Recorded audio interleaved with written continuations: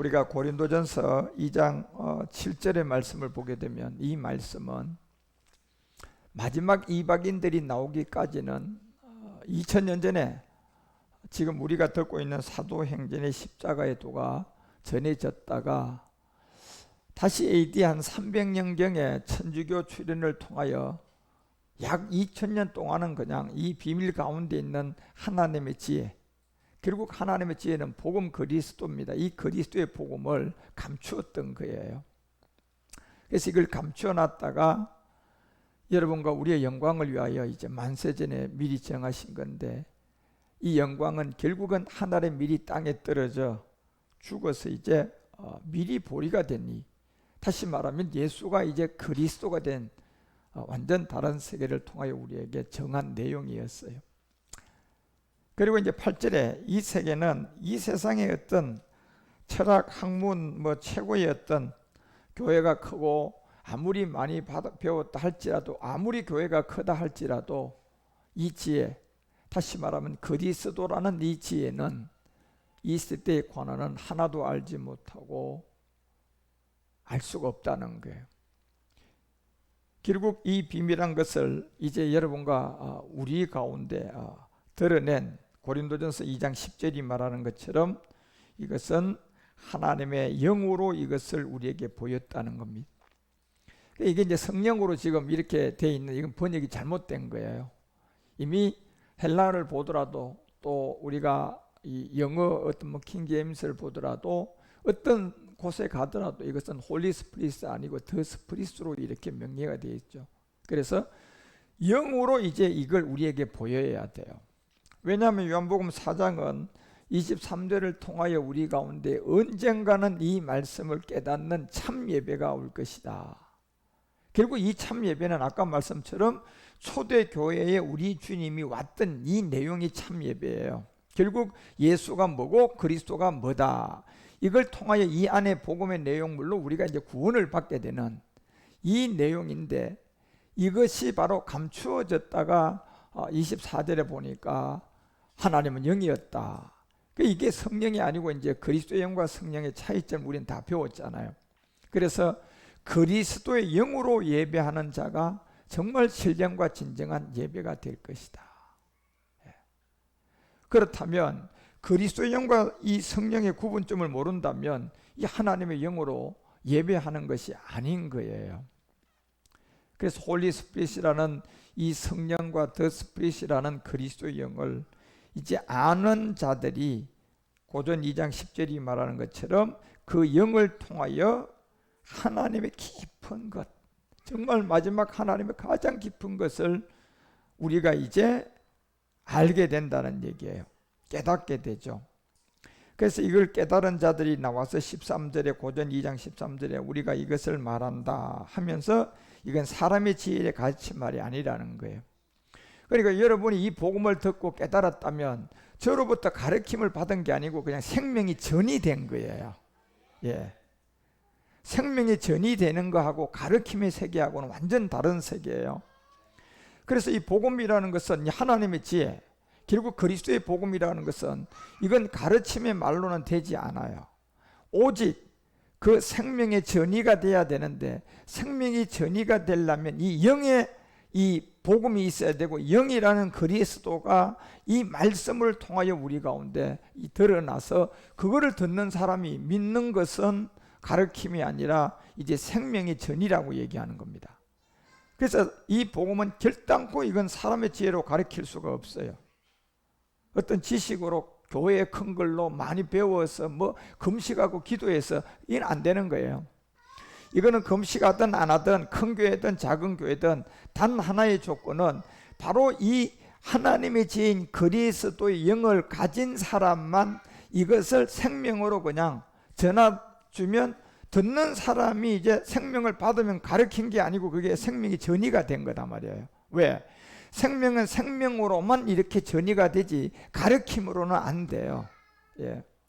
그래서 이 비밀을 여러분과 우리 가운데 알려주는 것처럼 고린도전서가 그래서 12장 3절에 가서 이걸 알려준 거예요. 그러므로 내가 너에게 알게 했 하나님의 영, 이게 이제 그리스도의 영이고, 이게 바로 이제 그리스도인데 성령이 아니죠.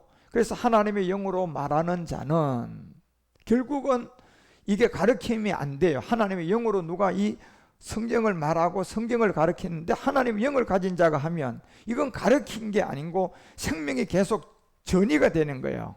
예. 그래서 이 하나님의 영으로 말하는 자는 누구든지 예수를 저주할 자를 하지 않는다는 거예요. 오늘날 예수가 그리스도고 그리스도가 예수라고 이렇게 가르치고 그 예수 믿으면 과거 현재 미래제 용서받았다 그러면 이건 결국 그 예수를 저주하는 말이에요. 그런데 그게 무슨 말인가 모르는 거예요. 왜? 자기 안에 영이 없으니까 그 말이 무슨 말인가 몰라요. 왜?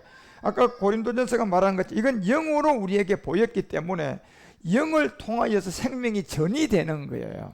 가르치는 게 아니라.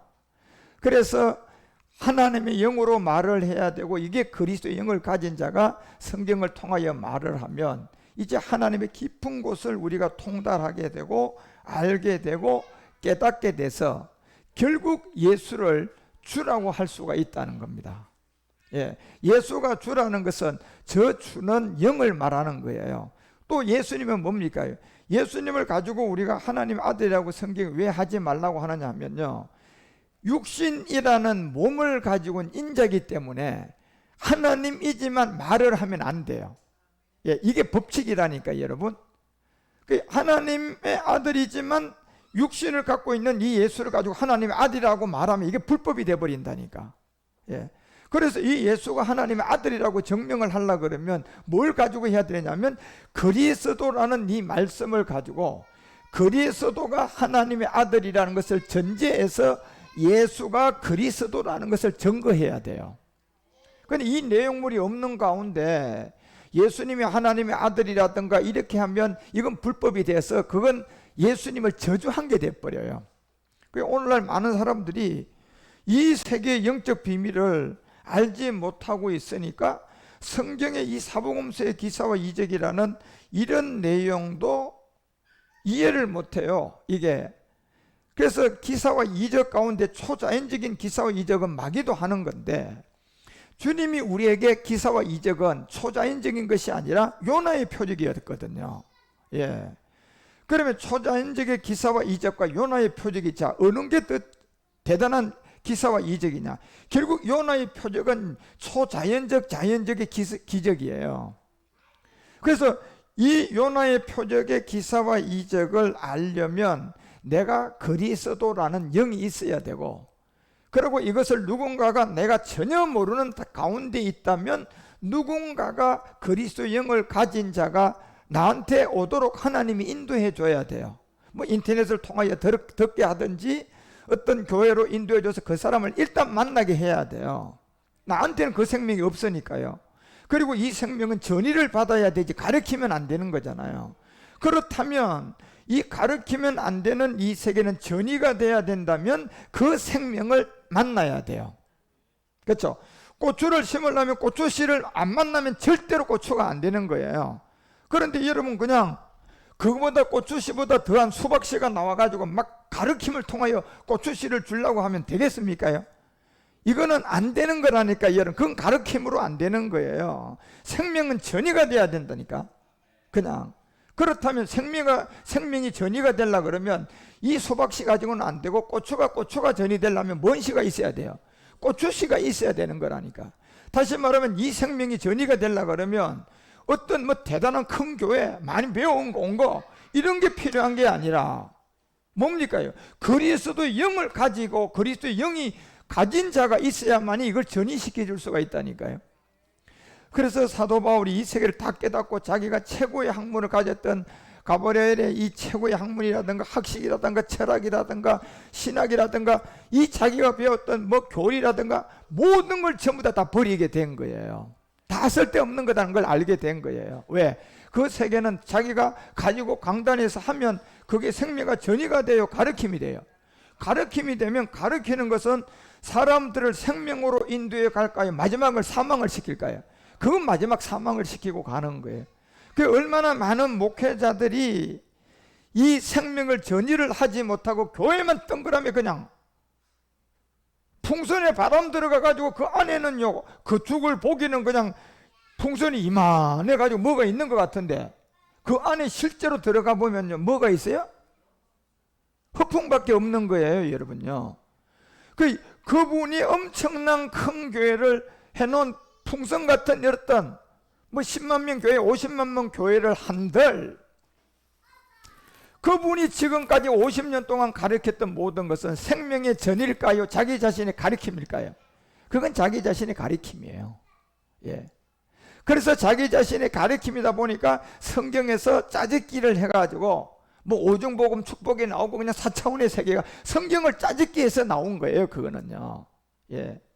그걸 가지고 아무리 사람한테 전하고 가보라니까요. 그 마지막은 이미 로마서가 6장 21절에도 말하고 뭐 로마서가 7장에도 말하고 계시록도 곳곳에 말하고 모든 것이 말하는 게 그 마지막은 결국은 뭐냐는 겁니다. 예. 사람이 천하를 다 얻고도 여러분 마지막 돌아가시는 길에 본향으로 돌아갈 수 있는 구원을 못 받았다면 그 인생은 가장 실패한 인생이에요. 예.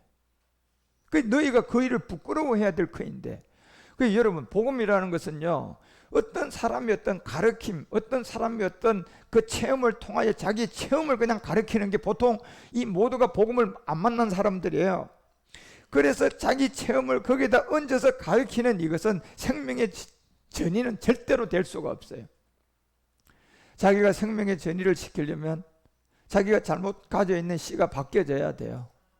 예, 다시 말해 옛사람이라는 근본의 본질을 죄를 이걸 진짜 본어게인 해야 돼요. 거듭나셔야 된다니까.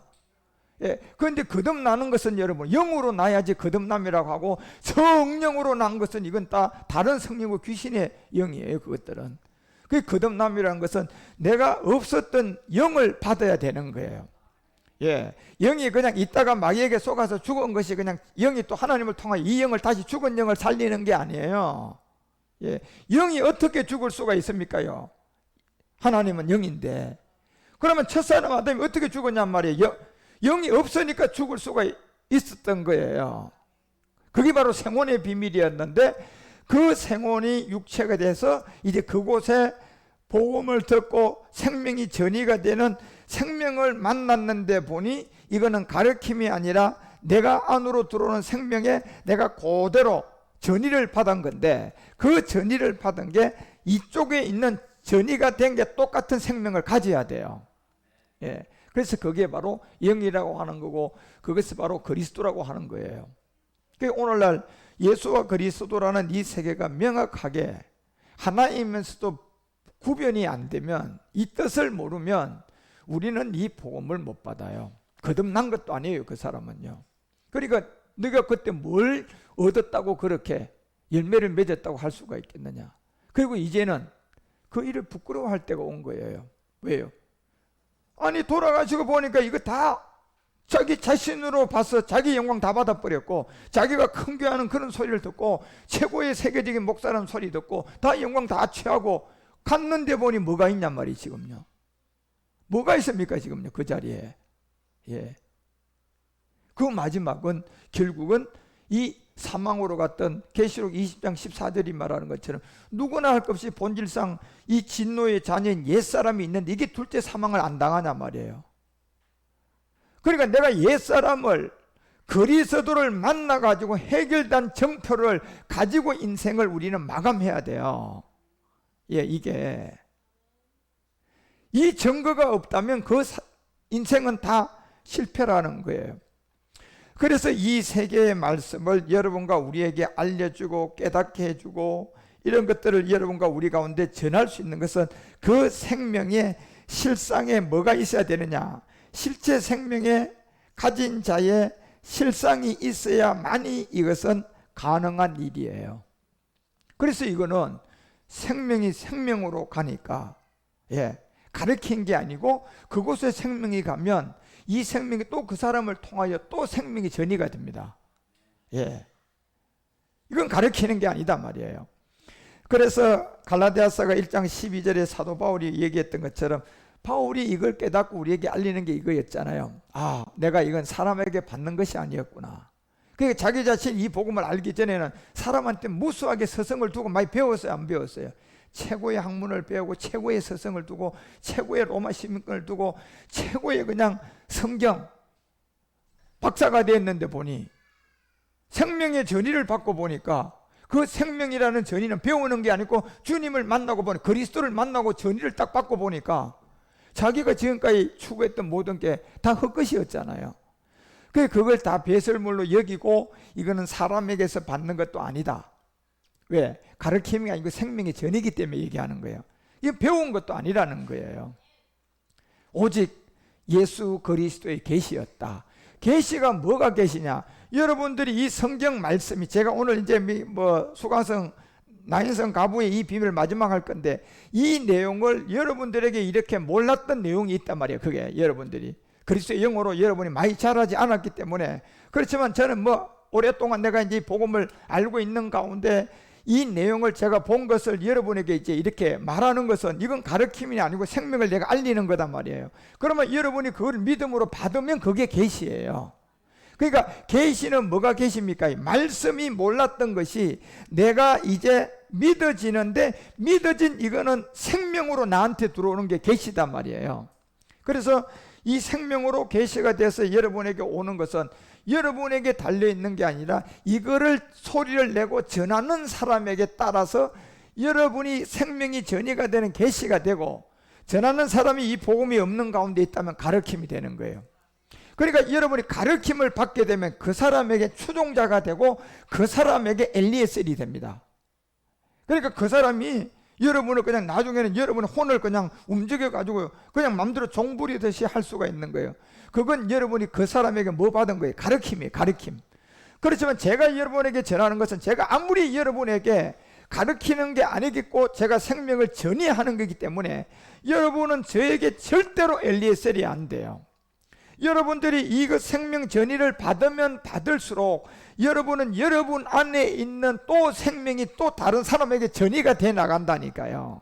예, 그리고 저하고는 생명의 동질의 사람으로의 관계예요. 예, 저의 종이 아니고 저의 엘리에셀이 아니라 생명의 동질의 관계라니까 여러분. 그리고 여러분은 여러분대로 또 이 생명을 전이를 받았으니까 이게 전이를 받은 것은 또 나를 통해 나가야 돼, 안 나가야 돼? 이건 나가야 되는 거예요. 전이받은 건 또 나가야 돼요, 여러분. 이게 그러면 나갈 때 이게 내가 가르침의 어떤 실력도 없는데 이게 나갈 수 있냐? 이건 생명의 전이기 때문에 말을 하면 나간다니까요. 예, 내가 아무리 못 배웠어도 이 생명을 말하면 또 나가는 거예요, 이게요. 그렇지만 가르치는 세계는 말한다고 해서 나가는 게 아니고 내가 어느 정도 가르치려면 어느 정도 공부를 해야 되고 어느 정도 내가 그냥 학위를 가져야 되고 어느 정도 연구를 해야 되고 어느 정도 모든 시간이 가야 돼요, 이거는요. 그리고 그 모든 배우는 골로새서가 2장 8절에 말하는 것처럼 이건 그리스도에게 쫓아온 게 아니에요. 가르친 세계는 신학이라는 철학, 지금 기독교 교리라는 이런 모든 것들은 다 사람을 통하여 속임수고 이 모든 것은 그냥 생명의 전이의 계시가 아니라 그냥 그 사람이 자기에게 가르침을 통하여서 군림하는 세계라니까. 그 사람이 여러분 살아있을 동안 완전히 엘리에셀이 되고 그 사람이 죽고 난 다음에도요, 그 사람은요 거기 잡혀 있다면 죽은 그 사람한테 끝까지 못 노여나다가 결국 죽은 그 사람이 가는데 또 쫓아가는 거예요. 자기도 죽어서요. 이게 얼마나 무서운 세계인 줄 몰라요, 마귀는. 그래서 여러분과 우리가 왜 이게 계시라고 바울이 얘기하느냐 하면 계시는 대단한 사람만 받는 게 아니라 계시는 생명의 전이가 계시예요. 예. 그래서 이 세계는 말씀을 전하는 사람에 따라 그 영이 있으면 결국은 여러분에게 생명을 전이시키는 게 되는 거고, 그 사람 안에 이 영이 없으면요 그 사람의 가르침이 되는 거예요. 예. 그 차이면 딱 간단한 거라니까 여러분요. 그래서 이런 비밀들을 이제 여러분과 우리 가운데 알려주고 이런 세계를 이제 오늘 누가복음을 통하여서 우리 가운데 한 비밀, 과부의 비밀에 대한 이런 내용들을 이제 알려주는 겁니다. 그래서 우리가 누가복음 오늘 7장 11절에 본문에 가서 이 말씀의 비밀들을 열어보면 이제 결론은 이거예요.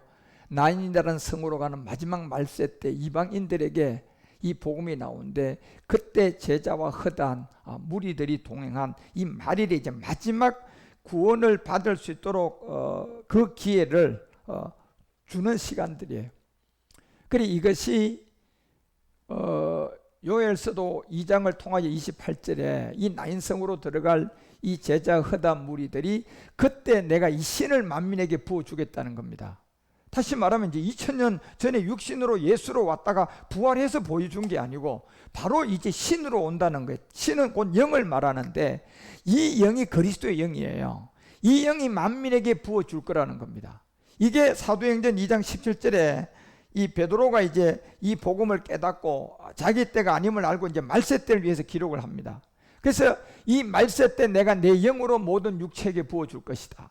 이건 유대인을 말하는 게 아니고 이방인들이 이제 언젠가는 이 신이라는 이 신이 영인데 이것이 하나님의 영인데 이것이 성령과 그리스도의 영이 다른 세계에서 성령도 알고 그리스도의 영도 알아서 그리스도의 영을 이제 자기의 육신에다 부어줄 이 비밀을 아는 사람들을 말하는 거예요.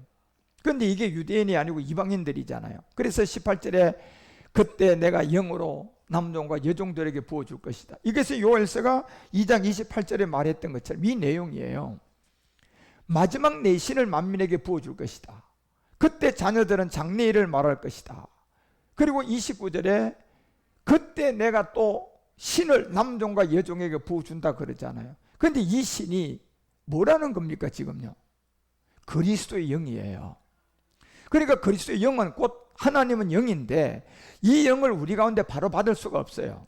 그래서 이 영이 그리스도라는 이 영을 통하여서 우리가 성경을 봐서 이 하나님의 영을 가지게 되는데 그래서 그리스도의 영이 곧 하나님의 영이고 아들의 영이 곧 그리스도의 영이고 주의 영이 곧 그리스도의 영이라는 걸 알려줘요.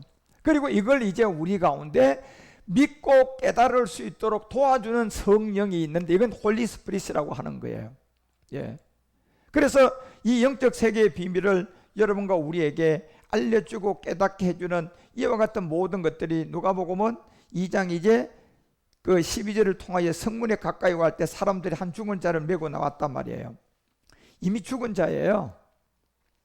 결국 이제 이건 영적 비밀을 우리에게 보여주기 위해서 알려주는 내용들인데 결국 죽은 자를 메고 나오는데 그 의미의 독자다. 의미는 과부였다.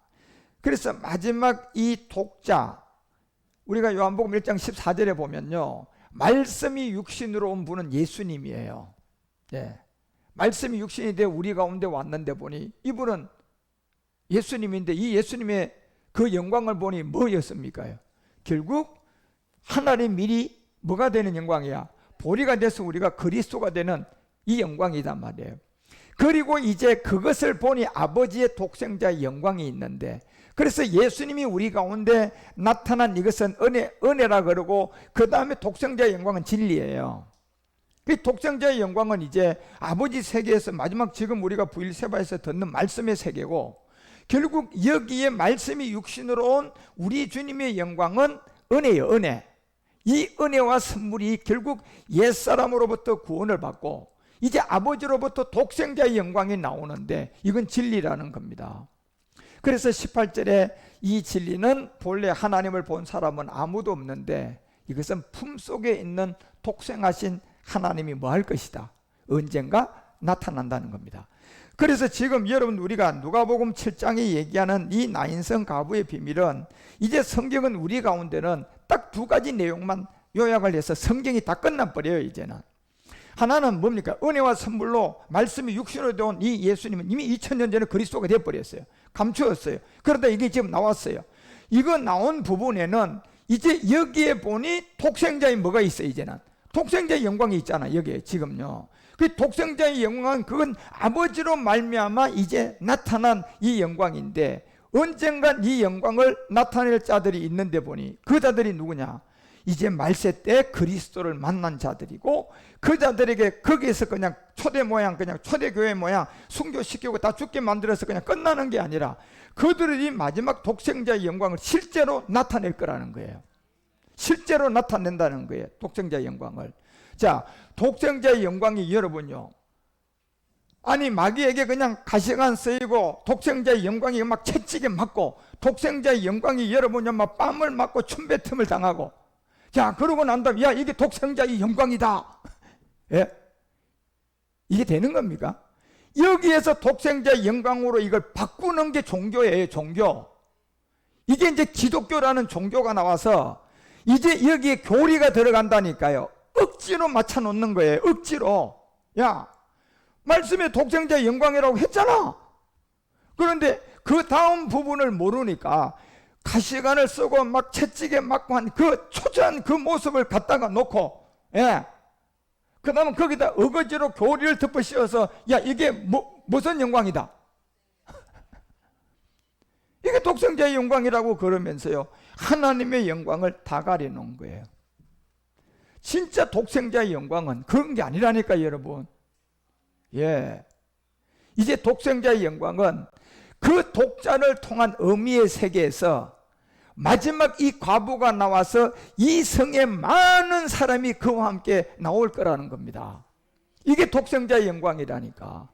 이게 로마서가 11장 이제 4절에서 바알에게 뭐하지 않은, 이게 마지막 바알에게 무릎을 꿇지 않는 사람들의 비밀이에요. 이 독생자의 영광은요. 예. 그래서 이 자들이 우리가 히브리서 1장 3절에 가보면 이 자들이 하나님의 영광의 광채가 되어서 나오는데 이게 지금 이제 독생자의 영광이단 말이에요. 그 본체의 형상이 나와야 돼요. 예. 그래서 이거를 이루기 위해서 말씀이 육신이 돼서요. 우리 주님이 은혜를 가지고 오신 거야. 값없이 구원받는 은혜. 십자가의 죽음을 통하여 우리 모두가 다 거기에 동참되어지면 은혜와 선물로, 그래서 구원은 절대적으로 은혜와 선물로 받는 거예요. 우리가 막 거기에 노력한 것이 아무것도 없이 받는 거예요. 그게 은혜와 선물이야. 그리고 독생자의 영광이라는 것은 그렇게 받는 겁니까요? 아니요, 여러분. 독생자의 영광은 내가 아들로서 함께 일을 해서, 예, 이제 이 독생자의 영광은 광채가 있고 독생자의 영광 본체의 형상이 있다니까 여러분요. 예. 그리고 뭘 가지고 우리에게 드러내느냐? 골고다 십자가는 은혜와 선물이지만 독생자의 영광이라는 것은 높은 곳에 계신 위엄, 저 우편에 있는 저 세계를 통하여 드러내요. 예. 그래서 저것이 6절에 얘기하잖아요. 뭐다? 맏아들을 이끌어 세상에 들어올 그때 이 일이 일어난다는 겁니다. 그래서 로마서가 8장을 통하여 여러분 우리가 23절에 이제 우리는 지금 이 몸의 구속을 기다리고 있는 거예요. 저 독생자의 영광을 이제 알았어요, 우리가요. 이걸 기다리고 있고, 그 다음에 29절에 가니까 이게 맏아들이 나타날 때 이루어질 일이라고 했던 것처럼 결국 이 일이 언제 이루어지는 겁니까? 형제 중 누가 들어오게 되면, 맏아들이 되게 돼서 맏아들이 들어오게 되면이에요. 예. 그래서 이때 독생자의 영광이 이루어진다니까 여러분. 그 얼마나 여러분요 억지로 끼워 맞추려고 하는 뺨 맞고 채찍질 맞고 가시관 쓴 사람을 갖다 놓고 야 이게 독생자의 영광이야 이렇게 갖다 놓으면 그 얼마나 하나님의 영광을 가리고, 그게 마귀의 말이에요. 그 독생자의 영광은 여러분 지금 이제 여러분과 우리가 이 나인성 가부를 통하여서 이 은혜와 선물을 얘기하고 가장 중요하게 알려주고자 하는 이 나인성 가부는 누가복음 7장 12절을 통하여서 이 독자의 의미이다. 예, 이제 독생자의 영광이에요. 그래서 독생자의 영광을 누가복음 7장 13절에 보니까 주께서 가부를 봤다. 그리고 이 가부의 비밀을 이제 너무나 잘 알잖아 우리는요. 가부는 뭐가 없는 여자예요. 남편이 없는 수가성 여자처럼 진짜 이 가부가 몇 번째 남편이 지나가니까 나타납니까요? 6번째 남편이 지나가야 나타나요. 결국 실제로 우리에게 보여주고자 하는 첫째 날부터 6째 날까지 이 모든 인생사 6천년이 지나가니까 7째 날에 안식이 들어오는데 보니 그 안식의 비밀이 이 과부의 이제 진짜 신랑이 오는 거예요. 그런데 그렇게 갈 수 있는 여자가 누구냐? 수가성 여자라는 거예요. 예. 결국은 뭡니까? 첫 번째 가본이 아니니까 거기에 머물러 있지 않고 또 돌아서는 거예요. 그 두 번째 남자를 얻어봐요. 여기도 아니구나. 거기에 절대로 머물러지 않고 또 가서 또 가서 6번째도 해보고도 이미 아니거라고 알고 있는 그때에 우리 주님이 7번째 나타난 게 수가성 여자잖아요. 예. 그래서 이 독자의 의미의 이 과부의 세계가 누가복음이 7장 13절에서 주께서 과부를 보시고 불쌍히 여긴 거예요. 예. 이제 이 내용을 아니까 불쌍히 여기고, 그래서 제가 두렙돈의 비밀은 이 마가복음 12장 42절이 말하는 거죠. 이 가난한 과부는 제가 돈이 없는 세계를 말하는 게 아니라 가난한 여자를 말하는 게 아니라 결국 심령 가난함을 가진 이 두렙돈의 십자가의 은혜를 받을 수 있는 세계. 그리고 고도란트는 결국은 육체라는 옛사람의 이 비밀을 과부로서 이제 진짜 렙돈을 통하여 바꿀 수 있는 사람. 그 십자가의 복음을 듣고 그렇구나. 이제 내가 그리스도와 함께 십자가에 못 박히러 가는 게 이 렙돈을 가지고 가서 저 고도란트하고 바꾸는 거예요 지금요. 이게. 그래서 이런 비밀들을 보여주니까 마가복음 12장 43절에 가난한 간부는 연복궤에 넣는 모든 사람보다 모든 걸 많이 넣었다. 결국 연복궤에 넣는다는 것은 뭘 말합니까? 여러분과 우리가 십자가에 가서 죽는 게 내 믿음으로 죽어요, 말씀으로 죽어요. 이게 연복궤라니까 여러분요. 그 말씀이 어디 있습니까? 로마서 6장 6절, 로마서 6장 4절, 갈라디아서 2장 20절, 특히 로마서 6장 4절에 보면 연복궤에다 넣은 게 결국 고도란트를 가진 두렙돈을 가지고 은혜와 선물을 받기 위해서 그 죽으심에 합하여 세례를 받고 그와 함께 뭐 되고 장사 지낸 게 결국 이 말씀이 지금 뭡니까? 결국은 과부가 연복궤에다가 넣은 이 말씀의 능력이단 말이에요. 그 연복궤라는 것은 결국은 하나님의 법궤를 말하는 건데, 법궤를 뭘 말하는 겁니까? 말씀이야, 말씀. 그 말씀도 어떤 말씀입니까? 우리 가운데 가르치는 말씀이 생명이에요. 생명이야. 생명은 뭐가 됩니까? 전이가 되어버린다니까 여러분요. 가르치는 게 아니라. 예. 그래서 새로운 생명이 우리 가운데 오는데, 이 새로운 생명을 이제 갈라디아서 4장 6절은 영이라고 하는 겁니다. 이게 아들의 영. 그 우리는 원래 이 영이 없다가 이렇게 돼서 우리가 이 영을 받는 사람들이에요. 예. 그래서 이 영이 이제 옴으로 내가 하나님을 아버지라 부를 수가 있다. 예. 근데 지금 얼마나 많은 사람들이, 예수 믿는 사람들이 이런 과정이 없는 가운데 하나님 아버지 하니까 우리 주님은 그냥 요한복음 8장 44절에 뭐라고 얘기합니까? 너희 애비는 누구다? 이렇게 말하는 거예요, 여러분. 그래서 여러분과 우리가 이 과부의 연복궤 안에 넣었던 이런 세계도 정확하게 이해를 그렇게 하시면 돼요. 마가복음 12장 44절에는 저희는 다 풍족한 가운데 넣었다. 다 이 사람들은요, 율법에 쏘갔고 이미 풍족한 가운데 넣었다는 것은요, 이미 돈과 명예와 역에 다 잡히고 교리에 잡히고 신학에 잡히고 철학에 잡히고 그 교회에서 자기가 신앙생활 하는 거는 전부 다 땅의 복을 구하기 위해서 종교생활을 하고 있는 거예요. 아들 잘 되고 나도 잘 되고 내 남편도 잘 되고 그리고 오래오래 행복하게 살아가지고 죽어서 천국 가는 거. 이게 풍족한 가운데 사는 사람들이에요. 예. 그래서 골로새서가 2장 20절에 보세요, 여러분. 이건 절대로 하나님께 난 것이 아니라고 알려주고, 너희가 세상의 초등 학문에서 그리스도와 함께 죽었는데 어찌하여 세상에 사는 것과 의문에 순종하려고 하느냐. 21절에 보니까 곧 붙잡지도 말아라, 맛보지도 말아라, 절대로 만지지도 말라는 거예요, 여러분. 그리고 22절에 알려주잖아요. 이 모든 것은 명심하셔야 돼요. 쓰는 대로 부패한다는 것은요, 이게 내가 복음 없이 집사가 되고 권사가 되고 장로가 되고 목사가 되고 그 다음에 최고의 큰 교회가 되면요, 여기서부터 이까지 가는데 쓰는 대로 뭐가 더 되어서 갔을까요? 더 부패가 쌓인 사람이에요. 그러니까 마지막 지점에 가서 보니까 돌아갈 수가 있어요, 없어요? 돌아가지도 못하는 인생이 그냥. 그래서 그들을 향하여 뭐라고? 너는 차라리 태어나지 않는 게, 네가 차라리 조씨 집안에 박씨 집안에 태어나지 않는 게 나을 뻔했다. 이런 말을 듣고 그 불쪽에 가는 거예요. 예. 그 여러분과 우리가 어떤 누구도 이 모두가 다 본질이, 여러분과 우리는 로마서 3장 10절이 말하는 것처럼 의인은 하나도 없고 로마서 3장 23절이 말하는 것처럼 모든 사람은 다 죄인이고 모든 사람은 다 육체의 옛사람을 갖고 나오니 어떤 누구도 복음을 만나서 생명의 전의를 첫 번째 계시의 생명의 전의가 와야 돼요. 그게 십자가의 도로 와야 된다니까. 예? 그러니까 십자가 도는 육체의 비밀이 없으면 십자가 도가 아니에요, 여러분. 네 가지 세례가 없으면 십자가 도가 아니라니까, 여러분. 제목은 십자가 도라고 붙일 수가 있지만은 그 안에 내용물은 이 육체의 비밀이 없고 네 가지 세례가 없고 영의 법이 없으면 이건 십자가 도가 아니라니까.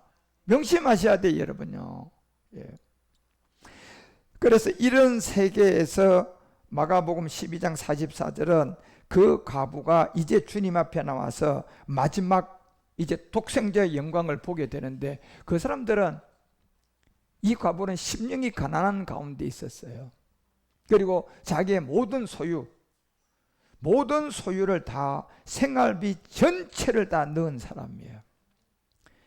결국 여기에 육체의 옛사람뿐만 아니라 예습성뿐만 아니라 가난의 일곱 중욕, 이 모든 것을 다 이기고 나온 여자임을 우리 가운데 그렇게, 이런 여자가 누가복음 2장 36절에 아셀 지파의 안나예요. 안나.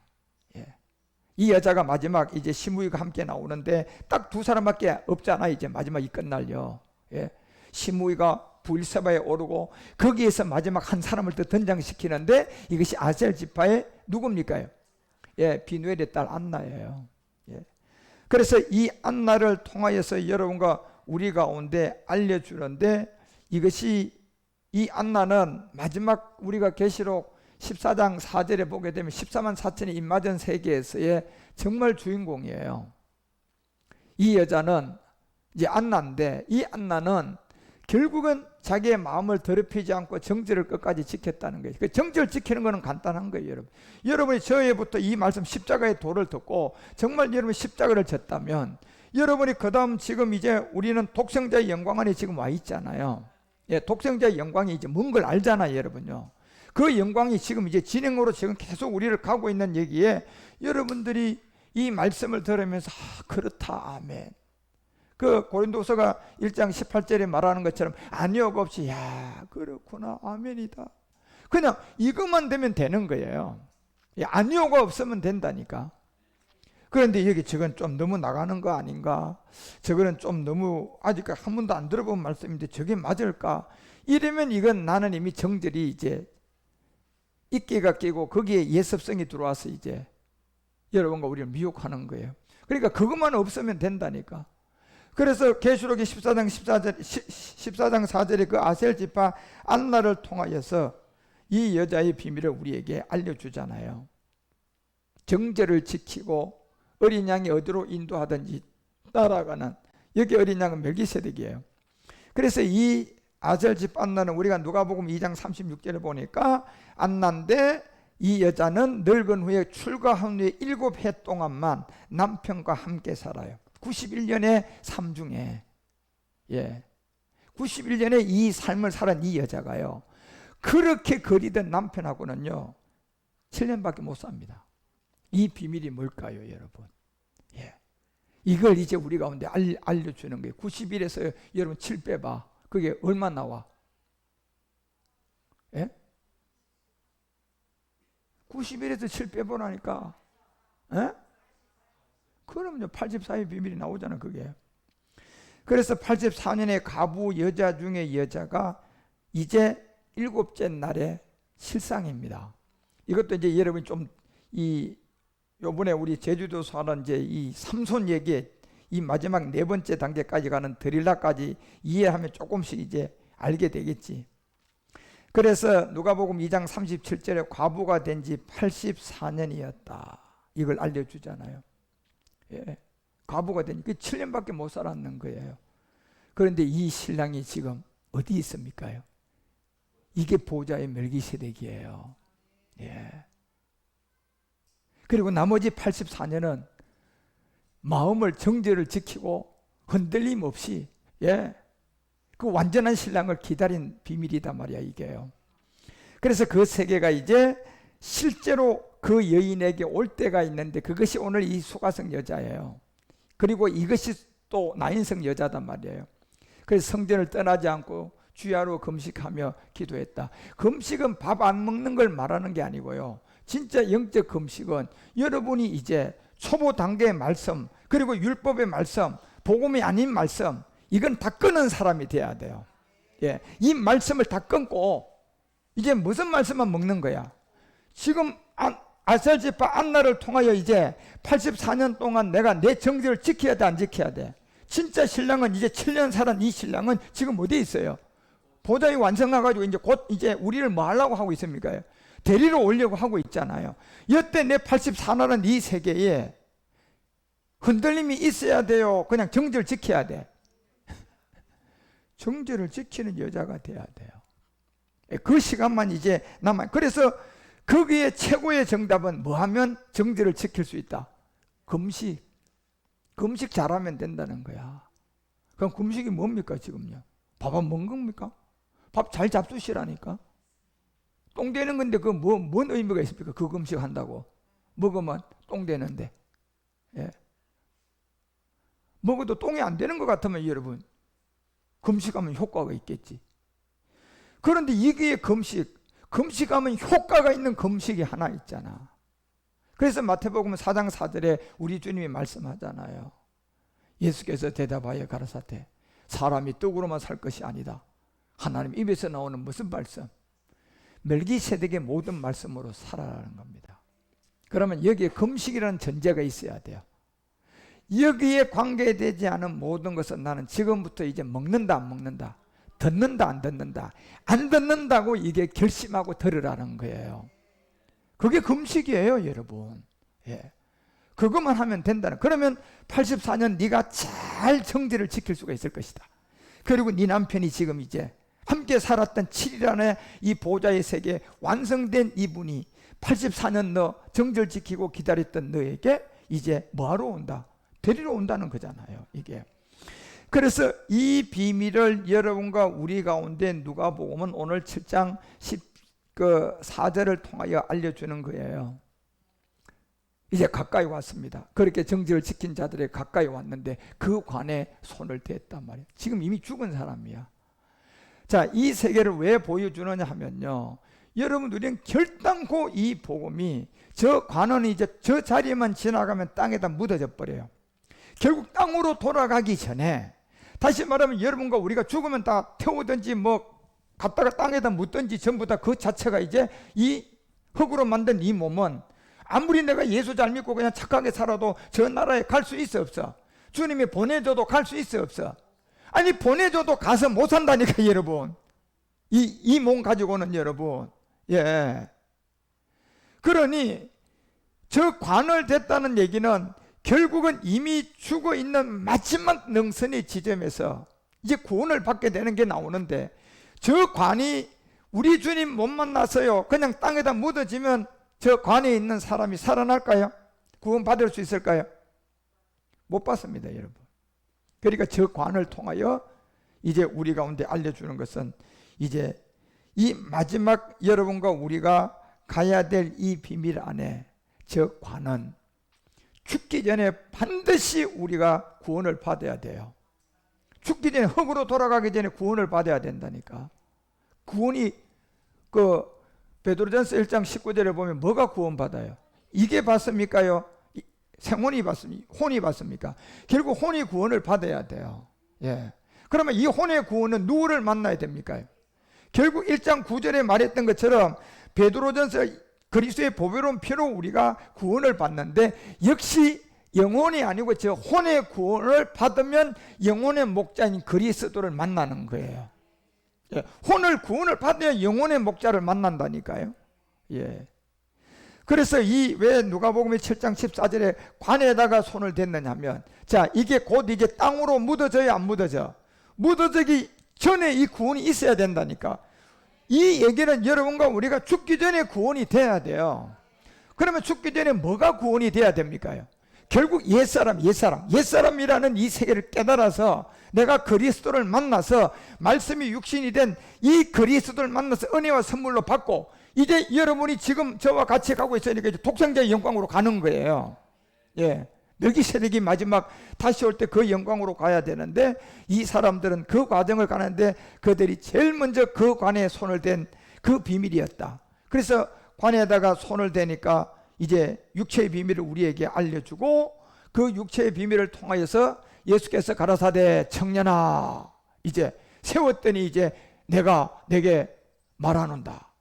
이제 뭐가 일어나는 겁니까? 몸이 일어나는 거야, 여러분. 관에다가 손을 댄 이 지점은 여러분이 육체로부터 구원받은 지점이고요. 우리 주님이 청년을 부르며 일어나라고 이제 몸을 일으킨 것은 독생자의 영광이에요. 그래서 여러분과 우리가 아까 요한복음 1장 14절 이걸 잘 보셔야 돼. 이런 말씀이 구분되셔야 돼요. 이제 결국 은혜와 진리의 이 비밀 안에 있는 은혜가 충만한 세계는 말씀이 육신으로 온 세계고, 독생자의 영광은 진리이단 말이에요.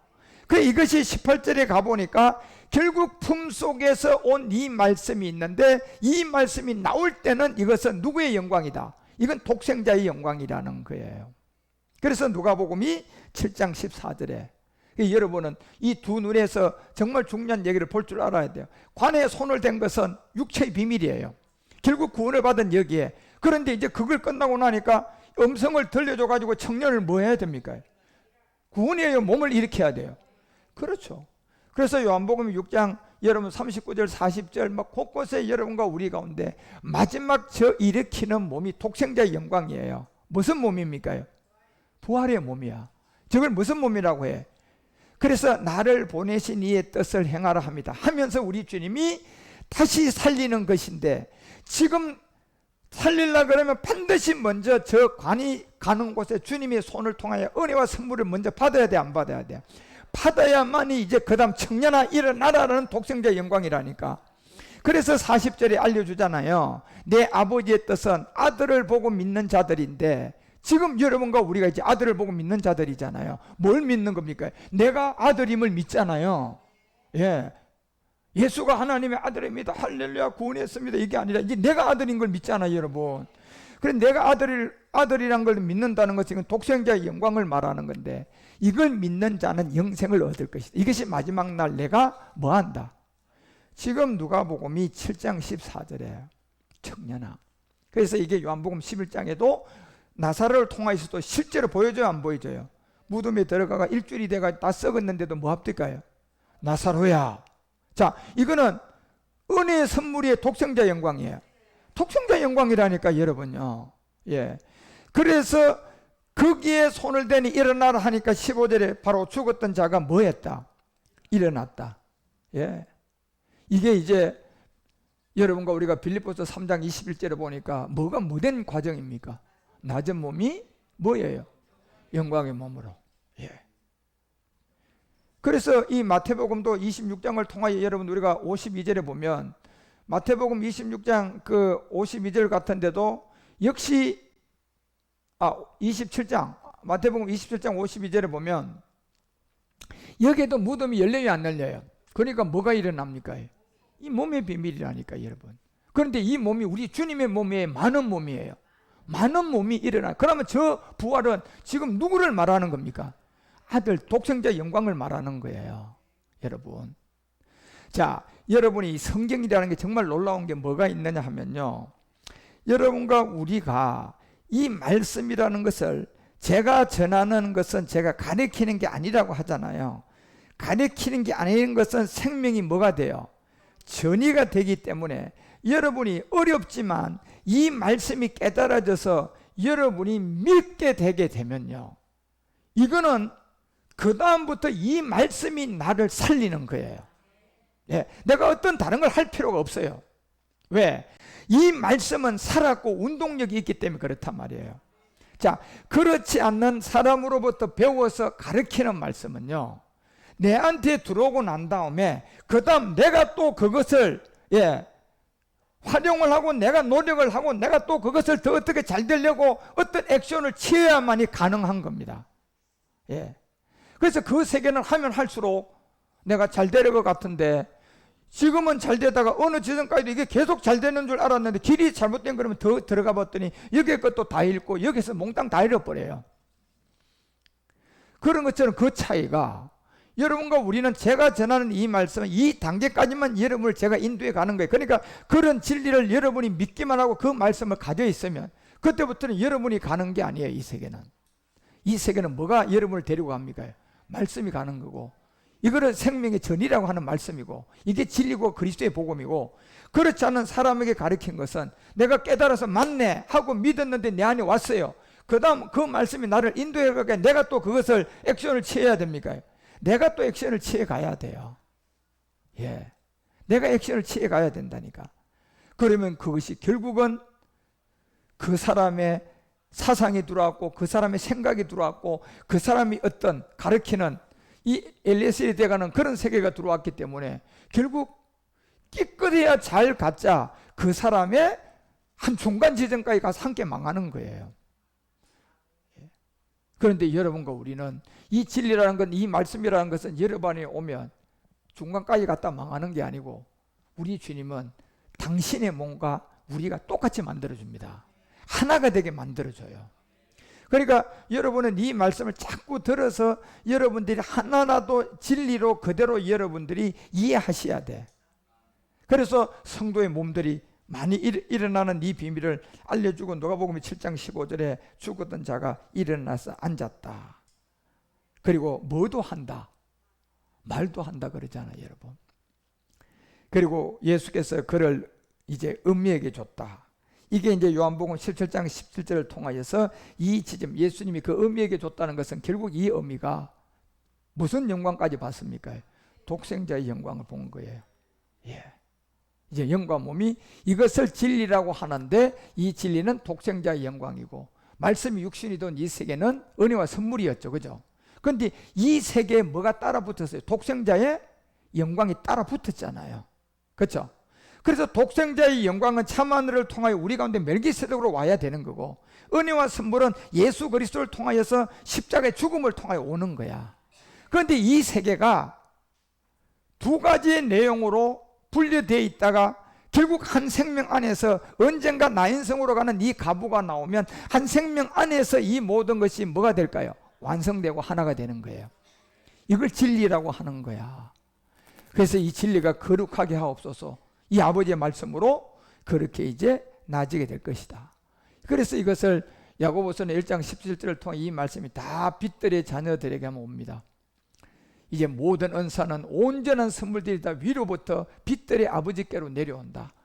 이것이 와서 18절에 이제 예수님이 그 이 청년을 살려가지고 누구에게 줬는데요, 그 어미에게 줘버렸잖아. 줬더니 뭐 합니까요? 말을 했다 그랬거든요. 지금 영이 아니단 말이에요. 그럼 무슨 부활이에요?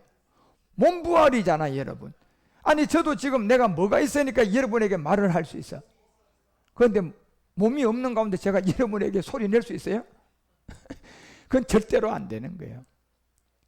그래서 마지막 우리 주님이 첫 열매, 고전 15장 20절이 첫 열매를 되기 위한 이 말씀으로 우리를 낳아야 되는데, 우리 주님은 첫 열매, 그리고 23절에 내려가니까 첫 열매가 됐는데 보니 각각 자기 차례대로 되는데, 먼저는 첫 열매 누구다? 그리스도다. 그리고 거기에 그 다음에 독생자의 영광으로 나오는 나인성 가부에게 있었던 이 독생자의 영광은 다음에 나오는 세계예요. 그 다음은 우리 주님의 우리들이에요. 그 다음은 그리스도의 강림 때 나오는 사람들이다. 그러니까 바울도 아니고 지금 베드로도 아니고 또 다윗도 아니고 아브라함도 아니고, 그리스도의 강림 때 지금 살아있는 사람은 누가 있습니까? 지금 인류에 이 말씀을 믿고 살아있는 사람 우리밖에 없잖아요. 예. 현재는 우리지만 이 복음이 전해지면서 지금 이 세계로 아직 있는 사람들이 나올까요, 안 나올까요? 다 나옵니다. 예. 그래서 그 다음에는 강림할 때에 거기에 붙어 있는 자들인데, 이게 누가복음이 오늘 나인성 가부를 통해 이 지점을 알려주고자 하는 거예요. 그래서 누가복음 7장 16절에 가서 모든 사람이 두려워했다.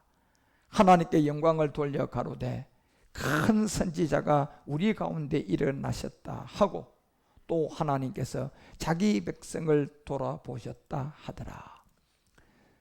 그래서 나인성 가부의 비밀이 이제 여러분과 우리 가운데 마지막 영광을 돌려주는데, 이것이 모든 사람이 두려워할 일이에요. 이제 실질적으로 이게 이제 나타난다고 생각을 해보시라니까요. 여기에 두려워하지 않을 사람 아무도 없어요. 그리고 이제 그 하나님의 영광을 우리 가운데 드러냈는데 이 영광이 고전 15장 53절 54절에서 알려줬잖아요. 이제 강림 때 나오는 사람들인데 그들이 그 영광이 어떻게 될 것이다. 썩을 것이 썩지 않고 뭐가 될 것이다. 변동이 될 것이다. 그리고 요한복음 6장 53절 가봐요. 요한복음 6장 53절을 통하여서도 예수께서 이르시되 내가 진실로 진실로 너에게 이르노니, 이 중요한 것은 진실 두 번 얘기하는 겁니다. 그 인자의 살을 먹지 아니하고 인자의 피를 마시지 않는 것은 뭘 얘기하느냐면 이건 멜기세덱의 떡과 포도주예요. 예. 멜기세덱의 떡과 포도주를 이해를 하면 내 살을 먹어라 내 피를 마시라는 걸 이해를 하고, 멜기세덱의 떡과 포도주를 이해를 못하면 이 살 먹어라 그러면 이거 그냥 사람 고기 먹어라 그런 줄 알고 다 도망간 거예요. 예. 제자들은 다 도망가 버리잖아요. 그런데 우리는 도망갑니까요? 우리는 저 살과 피를 뭘로 먹습니까? 멜기세덱의 떡과 포도주를 먹는 거예요 지금요. 그래서 이 살과 피를 먹으면 너희 속에서 뭐가 있게 된다? 생명이 있게 된다는 거예요. 우리 속에서요. 그리고 이 비밀을 이제 54절에서 뭐라고? 내 살을 먹고 내 피를 마시는 자. 자, 이 살과 이 피를 먹으려면 반드시 멜기세덱의 떡과 포도주를 받았던 창세기 14장에 아브라함을 통하여 그 멜기세덱의 떡과 포도주가 있어야 돼 없어야 돼? 그걸 먹는 거예요. 예, 우리는 그래서 성찬할 때 지금 마가의 다락방에 성찬을 합니까요? 멜기세덱의 떡과 포도주를 합니까? 우리는 멜기세덱 떡과 포도주를 하는 거 1년에 3번 하는 거. 그 살을 먹고 내 피를 마시는 이유가 뭘까요? 마지막 날에 뭐 하기 위해서요? 지금 나인성 가부처럼 청년아 나와라 하니까 결국 나와서 말을 하듯이 이 비밀을 우리에게 알려주고 63절에 가서 바로 얘기하는 거잖아요. 같이 한번 읽어요. 시작. 살리는 것은 뭐다? 영인데 육은 무익하니라. 내가 너희에게 이런 말이 뭐하고 뭐였다? 영과 생명이었다. 결국 영과 신령한 몸이에요. 예, 이 비밀을 우리 가운데 알려주고 이걸 보니 모든 사람은 두려웠고 하나님께 영광을 돌렸다는 겁니다. 그리고 누가복음 7장 16절에 마지막 큰 선지자가 우리 가운데 일어났다. 예, 이게 히브리서가 2장 3절에 얘기했던 것처럼 엘리야의 초막 3번째 마지막 비밀 안에 있는 우리가 이 큰 구원을 보는 거예요. 예, 이 큰 구원을 보는 거라니까. 아셀지파 안나처럼. 그래서 여러분 우리가 지금 이 7년 동안만 같이 살고요 91년 생활이요 84년을 과부로 살았다고 생각해봐. 깨끗해서 7년 같이 살았어 부부가. 예. 그런데 놀라운 비밀은 이 안나는 끊임없이 금식하며 지켜야 안 지켜요?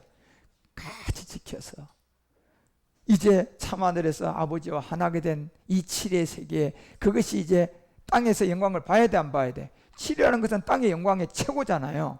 살아있는 사람 중에 이 보좌의 생명이 오니 이 여자가 90일이라는 세계를 완성하는 겁니다. 그 비밀도 큽니다. 이제 그런 세계를 우리가 말씀을 하나하나 잘 깨닫고 이 나인성 가부는 그 비밀에서 제가 우리 가운데 알려준 내용의 사복음서의 기사와 이적이에요. 그래서 여러분들이 이런 말씀들을 잘 하나 깨닫고 듣고 알아가서 주님의 영광 안에 있기를 그리스도 이름으로 축원드립니다. 예, 기도하겠습니다. 하나님 아버지, 사복음서의 기사와 이적 안에 있는 나인성 가부에 관한 말씀을 우리는 많이 듣고 또 이해를 하고 이제 다음에 열 문둥병을 치유한 세계에 대한 기사와 이적을 우리가 함께 공부하기를 원합니다.